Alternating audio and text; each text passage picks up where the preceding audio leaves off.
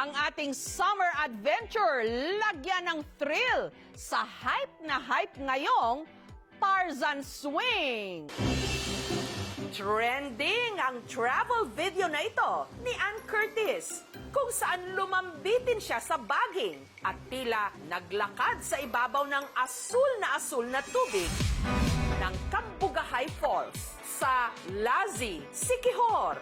Ito ang tinatawag na fairy walk. Diyosa, Diwata yarn? Kaya naman, marami ang gumaya. Ang entry ng iba, in fairness, flawless. May nag-feeling figure skater. May parang nag-catwalk sa tubig. At meron pang may pa-flying kiss. Pero marami. Bigong sumakses. Kung hindi man sumemplang, ayun, na-fall sa tubig. Pero paano nga ba ma-achieve ang perfect fairy walk? Ituturo sa atin yan ng mismong nagturo kay Ann, si George. Ang importante, dahan-dahan ang lakad, katapos iangat yung paa, dahan-dahan mong twist yung kanan ng kamay. Tapos kaliwa naman, twist yung kaliwa mong kamay. At para magmukhang kapani-paniwala na naglalakad ka sa ibabaw ng tubig, meron daw teknik. Bigyan mo ng kunting bigat yung katawan mo, pasaluin namin ito. Sinadya ko po talaga kasi nakita ko po siya kay Ann Curtis. Sobrang saya. Di pa nakakaalis ko sa mga. Taong 2023 pa raw ginawa ni George ang swing sa itaas na bahagi ng talon sa iniwang lupa sa kanya ng yumaon niyang misis. Ang ginawa ko yung tinali sa mga puno. O tibay, kaya sinubukan na mo yan. Ang swing, ginawa raw talaga ni George nung nauso ang human drone. Pero napansin niya na kapag nag-swing dito at kapag inihakbang ang mga paa, para kang naglalakad sa tubig. Kaya siya nagka-bright idea. Ang singil dito, pag local, 20 per head unlimited. Pag pariner, 50 per head unlimited din. Ang hindi lubos inakala ni George, ang kakasa sa kanyang paandar, si Ann Curtis nga. 4 na bisis yata yun siya, naglakad-lakad sa tubig para ma-perfect niya.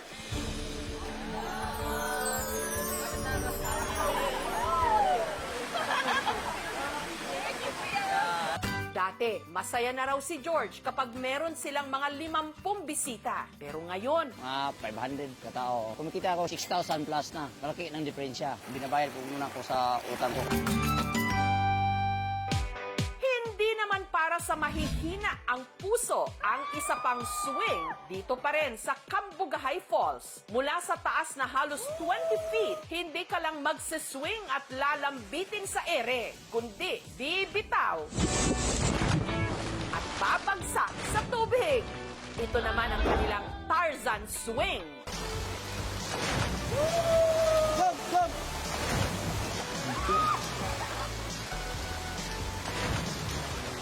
Ang free diving instructor na si Mark Dizon, may baon pang buntot ng sirena. Mermaid instructor po ako. Kapag nagta-travel po ako, kasama na po yung buntot ko. Malakas po trip ko sa buhay. At dahil mabigat para makasampa sa swing, pinagtulungan pa siyang buhatin. May dagdag ka pang 3 kilo na isi-swing at mahirap po siyang i-maneuver.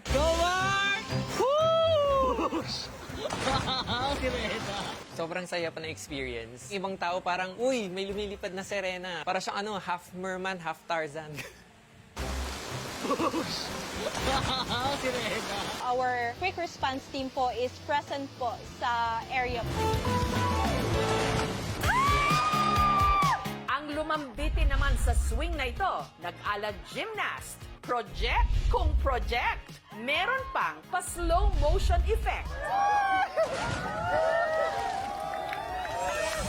Ang swing by the beach, narito sa resort ni Julieta, sa Unib Island na kabilang sa Dinagat Islands. Ang resort, isa sa mga stopover ng mga nag-island hopping sa Dinagat Islands.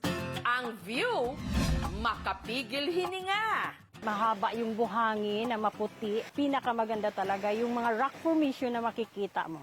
At mas maa-appreciate daw ito kapag sakay ng swing. Ang babagsakan mo naman ang napakalinaw na tubig ng dagat. Na-enjoy ko talaga yung pagsiswing. At ang good news, 1 to sawa kang pwedeng lumambitin sa swing ng libre. Pag meron talagang gumagamit yan sa swing, pinapaalalahanan namin na mag-ingat. Mayroon nakaready ng mga first aid kit. Malaki ang pasasalamat ni Julieta nung nag-viral ang kanilang swing nang dahil kasi rito, lumakas ang kanyang negosyo.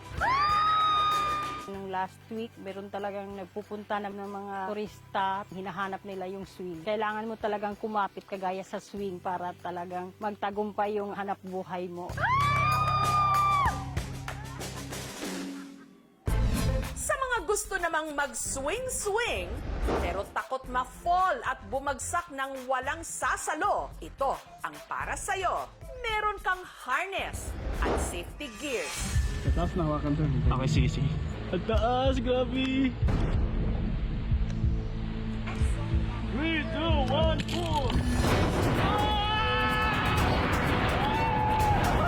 4! Habang iwinawas-iwas ka ng pabalik-balik sa kauna-unahang pendulum swing ride sa Pilipinas. Ito ang Drop Zone.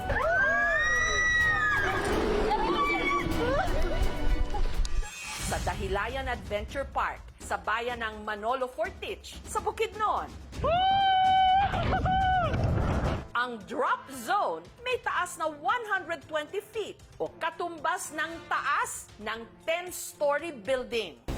Isa sa mga kumasa sa extreme ride na ito, si Gemma. Sa taas mo lang hawakan yung release. Paano, kuya? Pero habang unti-unti na siyang itinataas sa ere, si Gemma biglang tinablan ng kaba. Wait! Teka! Teka lang! Wait! Kaya napagtanto raw niyang ang pagsisisi hindi laging nasa huli, kundi nasa gitna. Tama pa ba yung mga desisyon ko sa buhay? Napapagod na yung guardian angel ko. Paano, kuya? At halos namutla na raw siya nung nalaman niyang siya pala ang dapat na humila sa trigger para ito'y ma-release at mag-swing siya sa ere. Paano gagawin ko? Ha? Hilahin ko? Malakas ba yon? Na mental block na po ko. Hindi po nag-a-absorb yung sinasabi ng kuya sa akin. Hanggang sa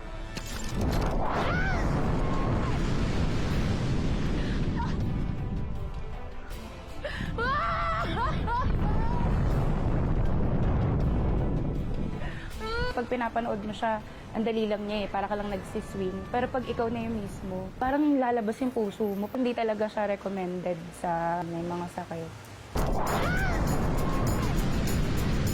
Proud naman po ko na nagawa ko yon kasi at least po hindi ko siya sinukuan. Ayoko na. Ang mama mo. at sa mga takot mag-isa sa swing na ito, pwede rin ditong may katandem, gaya ng magkaibigang Shaibel at Althea. Oh my God, hindi ako kaya! Taas na kayo, te. Hila, ma'am! Hila, tali!